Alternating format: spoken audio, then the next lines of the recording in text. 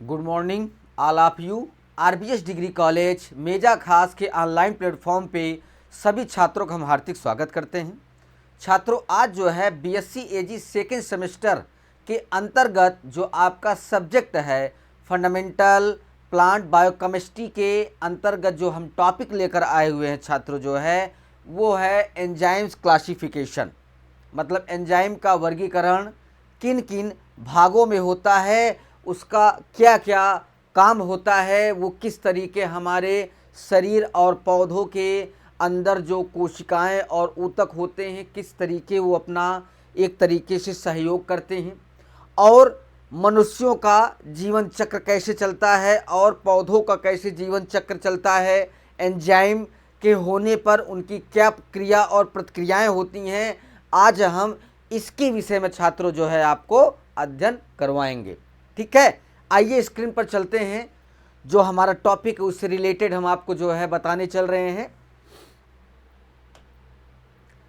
Enzyme क्या है, इसके विषय में हम आपको जो है बताने चल रहे हैं छात्रों। जो है कि एंजाइमों को जैविक पॉलीमर के रूप में परिभाषित किया जा सकता है जो जैव रासायनिक प्रतिक्रियाओं को उत्प्रेरित करते हैं। मतलब कहने का अर्थ ये है छात्रों जो है कि जो हमारा एंजाइम है ये कई एमिनो एसिड के अणु या बंधों से मिलकर जो है एंजाइम का निर्माण होता है, और उसमें प्रोटीन का भी बहुत बड़ा समावेश होता है।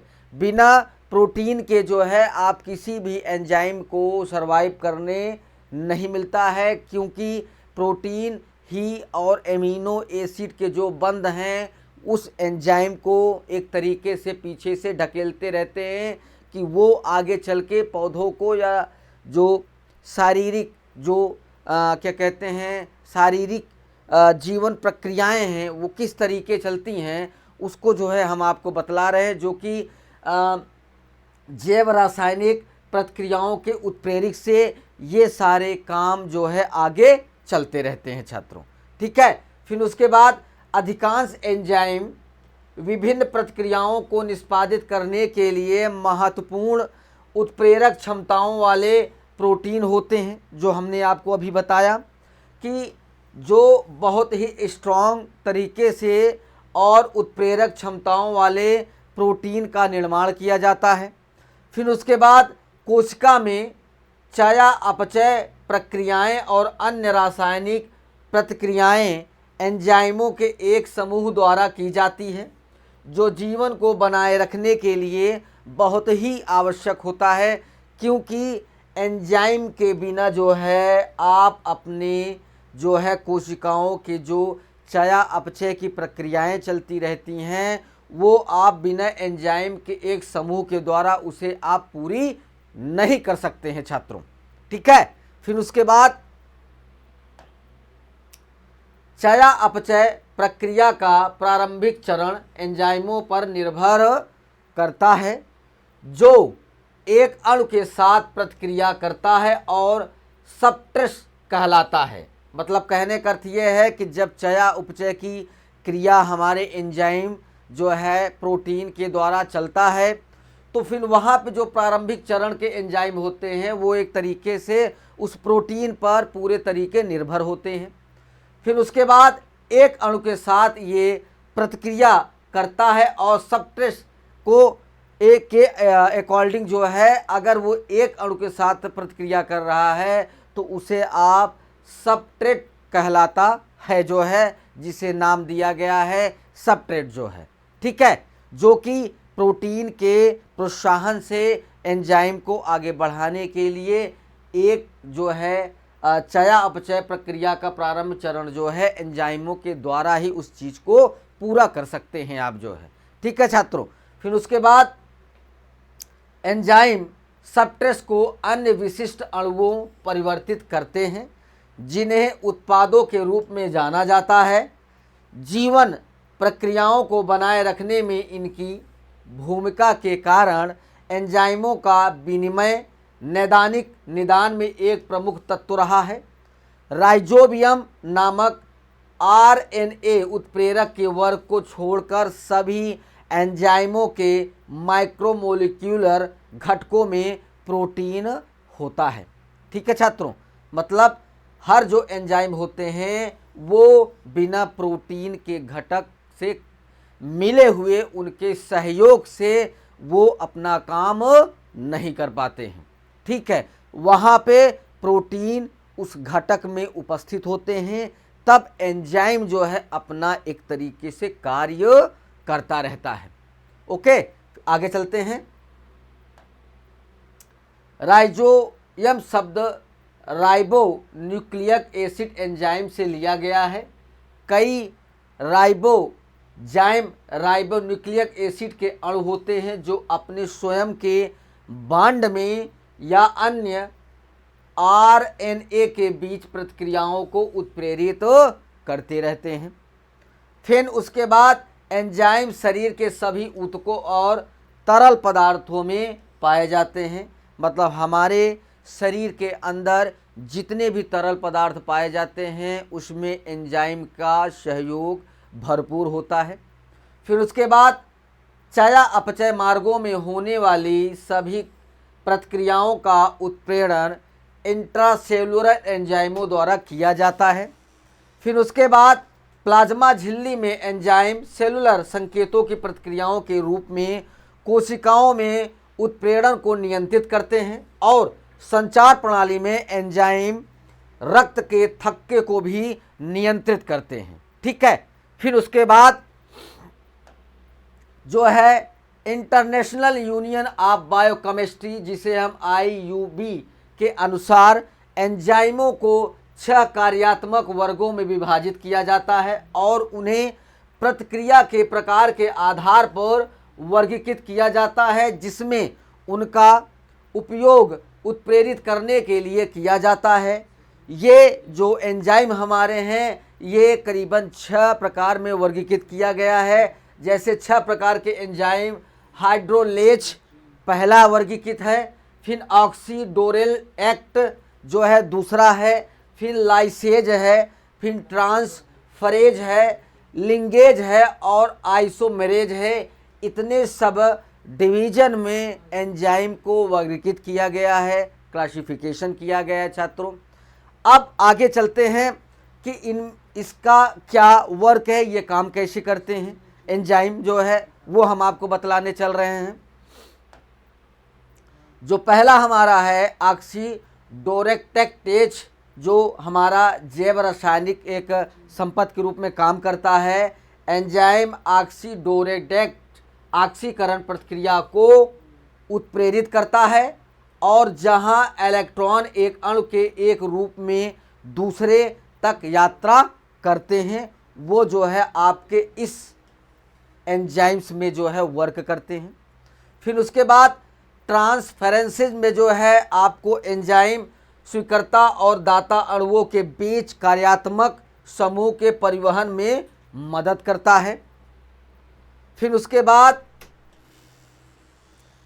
बाद जो है हाइड्रोलिसिस आपका आता है, जो एंजाइम का वर्गीकरण के तीसरा चरण है।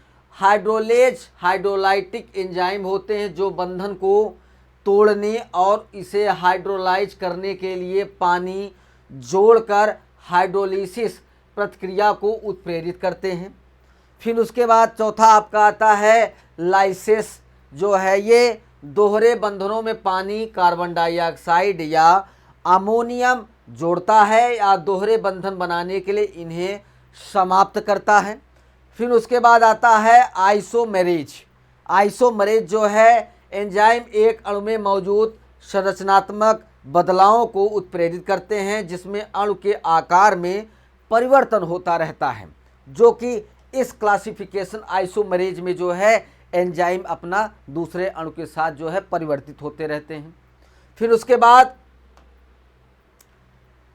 लिगेसेस, जो लास्ट इसका है, लिगेसेस जो है लिंगेज एंजाइम्स को लिंगेशन प्रक्रिया या प्रक्रिया के प्रेरणा को चार्ज करने के लिए जाना जाता है। फिर उसके बाद आता है ऑक्सीडोरेक्टेज, जो इसको डिफाइन कर रहे हैं हम। ये ऑक्सीकरण और कमी प्रतिक्रियाओं को प्रेरित करते हैं। उदाहरण के लिए अगर पाइरूवेट डिहाइड्रोजनेसेस पायरुवेट के एसिटाइल को एंजाइम में ऑक्सीकरण को उत्प्रेरित करते हैं, जो कि इस जो है वर्गीकरण में होता है। फिर उसके बाद ट्रांसफरेंसेस जो है ये रासायनिक समूह को एक से दूसरे यौगिक में स्थानांतरित करने को उत्प्रेरित करते हैं। एक उदाहरण के लिए ट्रांस एमिनेज है, जो एक एमिनो समूह को एक अणु से दूसरे में स्थानांतरित करता रहता है, जो कि ये ट्रांसफरेंस में जो है ये एंजाइम्स अपना जो है कार्य करते हैं। फिर उसके बाद आता है हाइड्रोलिसिस। वे एक बंधन हाइड्रोलिसिस को उत्प्रेरित करते हैं। उदाहरण के लिए एंजाइम पेप्सिन प्रोटीन में पेप्टाइड बांड को हाइड्रोलाइज करता रहता है, ठीक है। फिर उसके बाद लाइसेज आता है। ये बिना उत्प्रेरक के बंधनों के टूटने को उत्प्रेरित करते हैं। उदाहरण के लिए अगर देखा जाए तो एल्डोलेज ग्लाइकोलाइसिस में एक एंजाइम है जो फ्रैक्टोज को 1 से 6 बिस्फोट को ग्लिसराइडिल्हाइड 3 फास्फेट और डाइहाइड्रॉक्सी एसीटोन फास्फेट में विभाजित करने को उत्प्रेरित करता रहता है, जो एंजाइम का मुख्य कार्य है। उसके बाद आइसोमरेज आपका आता है। वे किसी यौगिक को आइसोमर के निर्माण को उत्प्रेरित करते हैं। उदाहरण के लिए फास्फोग्लूकोम्यूटेज और ग्लाइकोजेनोलिसिस में ग्लूकोज 1 फास्फेट को ग्लूकोज 6 फास्फेट समूह को एक ही यौगिक में एक से दूसरे स्थान पर स्थानांतरित किया जाता है और परिवर्तित करते हैं, जो कि ये आइसोमरेज में ही एंजाइम अपना काम को एक वर्ग को जो है कई टुकड़ों में बांटकर कई बंधों और कई एक अणुओं में रहकर जो है एंजाइम अपना कार्य करते रहते हैं। उसके बाद लिगेसिस दो अणुओं के जुड़ाव को उत्प्रेरित करते हैं। उदाहरण के लिए डीएनए लिंगेज फास्फोडाइस्टर बंधन बनाकर डीएनए के दो टुकड़ों को जोड़ने को उत्प्रेरित करता है। उसके बाद सहकारकों में सहकारक गैर प्रोटीन पदार्थ होते हैं जो एंजाइमों से जुड़े होते हैं। एक एंजाइम के कामकाज के लिए एक सहकारक आवश्यक होता है, जिसे हम एक तरीके से देखा जाए कि किसी कार्य को करने के लिए कोई एक सलाहकार हो, तो वहाँ पे सहकारक को एंजाइम को अपने प्रोटीन का एक तरीके से उस कामकाज के लिए जो है एक प्रोत्साहन के रूप में एक पार्ट को जो है वहाँ पे रखा गया है। उसके बिना उस एंजाइम को जो है प्रोत्साहित नहीं किया जा सकता, उत्प्रेरित नहीं किया जा सकता है। फिर उसके बाद सहकारकों में एंजाइमों का प्रोटीन भाग एपो एंजाइम होता है। एक एंजाइम उसका सहकारक मिलकर हेलोनीजाइम बनाते रहते हैं। फिर उसके बाद एंजाइमों को 3 प्रकार से सहकारक मौजूद में होते हैं, जो एंजाइम सहकारक के सहयोगी के रूप में होते हैं। वो पहला है कृत्रिम समूह। ये सहकारक होते हैं जो हर समय एक एंजाइम से मौजूद से बंध से रहते हैं। फिर उसके बाद FAD फ्लेविन एडिनिन डाइन्यूक्लियोटाइड जो है एक कृत्रिम समूह है जो कई एंजाइमों में मौजूद होते हैं। उसके बाद कोएंजाइम आता है। कोएंजाइम एक कोएंजाइम केवल उत्प्रेरक के दौरान एक एंजाइम से बंधता है, अन्य सभी समय में एंजाइम अलग हो जाते हैं। और यहाँ पे NAD एक सामान को एंजाइम के रूप में परिवर्तित करता रहता है। फिर उसके बाद धातु आयन आपका आता है। कुछ एंजाइमों के उत्प्रेरक के लिए समन्वय बंधन बनाने के लिए सक्रिय स्थल पर एक धातु आयन की आवश्यकता होती है। फिर उसके बाद जिंक एक धातु आयन सहकारक है जिसका उपयोग कई एंजाइमों द्वारा किया जाता है। फिर उसके बाद इसके उदाहरण हैं एंजाइमों के जैसे पेय है। किण्विन द्वारा उत्पन्न अल्कोहलिक पेय कई कारकों के आधार पर बहुत ही भिन्न होते हैं। एंजाइम के प्रकार के आधार पर किण्वित उत्पाद भिन्न होता रहता है। फिर उदाहरण अगर आता है उपलब्ध सामग्री के आधार पर, जैसे अंगूर आपका, अगर आपको अल्कोहल बनाना है किण्विन को एंजाइम के द्वारा फ्रंटेज मतलब परिवर्तित करना है, तो वहाँ पे आपको जो उदाहरण हैं, जैसे आपका अंगूर हो गया, शहद हो गया, हब्स हो गया, गेहूं हो गया, कस्बा जड़े हो गए और आलू हो गया, बियर, वाइन और अन्य पेय पदार्थों के किण्विन की उत्पन्न होती है, तभी जो है ये सारी चीज़ें बनती हैं। ठीक है। फिर उसके बाद खाद्य उत्पादन आपका आता है। ब्रेड को हमारे रोज़मर्रा के जीवन में किण्विन सबसे अच्छा उदाहरण माना जाता है। ब्रेड बनाने के लिए बैटर में थोड़ा सा खमीर और चीनी मिलाई जाती है, तब कोई देखा जा सकता है कि खमीर में एंजाइम क्रिया द्वारा चीनी के किण्विन के परिणाम स्वरूप ब्रेड फूल जाता है। फिर उसके बाद औषध क्रिया में एंजाइम क्रिया को उन दवाओं के उपयोग में बाधित बढ़ावा दिया जाता है जो एंजाइमों की सक्रिय साइटों के आसपास काम करती हैं। फिर उसके बाद एंजाइम प्रतिक्रिया का तंत्र जो है, सही दिशा और पर्याप्त मात्रा में ऊर्जा के साथ प्रतिक्रिया होने के लिए किन्हीं दो अणुओं को टकराना पड़ता है। फिर उन अणुओं के बीच की ऊर्जा को प्रतिक्रिया में बाधा दूर करने की आवश्यकता होती है। इस ऊर्जा को सक्रियण ऊर्जा भी कहा जाता है कि एंजाइमों के पास एक सक्रिय साइड होते हैं। सक्रिय स्थल अणु का एक हिस्सा है जिसका एक निश्चित आकार और प्रतिक्रियाशील अणुओं के बंधन के लिए कार्यात्मक समूह होते हैं, जो कि ये हमारे एंजाइम के उदाहरण हैं, जो एंजाइम अपने इस स्तर से जो है अपना एक कार्य करता है और कोशिकाओं में जो है एक उत्प्रेरक के रूप में वो अपनी प्रोटीन्स को आगे बढ़ाते रहते हैं और शरीर के क्रिया को आगे जो है के तरीके से चक्र को बढ़ाते रहते हैं। उनकी जो जीवन शैली है उसको एक एंजाइम और प्रोटीन के माध्यम से उनकी कोशिकाओं को एक तरीके से सहयोग करते रहते हैं। ऐसे ही पौधों में भी सहयोग चलता रहता है छात्रों। ठीक है, यहाँ पे जो है ये टॉपिक आपका समाप्त होता है। सभी छात्रों को धन्यवाद।